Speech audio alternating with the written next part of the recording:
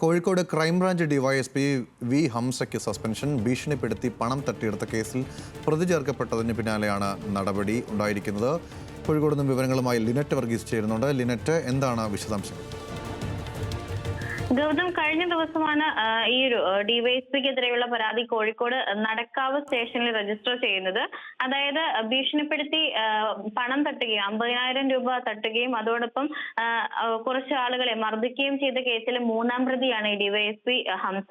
ഇതേ തുടർന്നുള്ള തുടരന്വേഷണത്തിന്റെ ഭാഗമായിട്ടാണ് ഇത്തരത്തിലുള്ള ഒരു സസ്പെൻഷന്റെ ഓർഡർ ഇപ്പോൾ നിലവിൽ വന്നിരിക്കുന്നത്.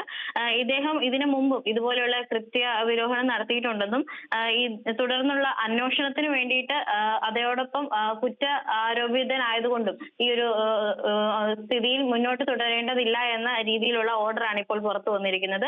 അദ്ദേഹത്തിന്റെ മേൽ ഇപ്പോൾ വാക്കാലുള്ള അന്വേഷണത്തിന് ഉത്തരവിട്ടിട്ടുണ്ട്. അതോടൊപ്പം ഈ ഒരു കുറച്ചു നാളത്തേക്ക് സസ്പെൻഷനിലായിരിക്കുമെന്നും ഓർഡറിൽ വ്യക്തമാക്കുന്നുണ്ട്. ഗൗതം, ശരി. കോഴിക്കോട് നിന്നും ലിനറ്റ് വർഗീസ് ആണ് വിവരങ്ങൾ പങ്കുവച്ചത്.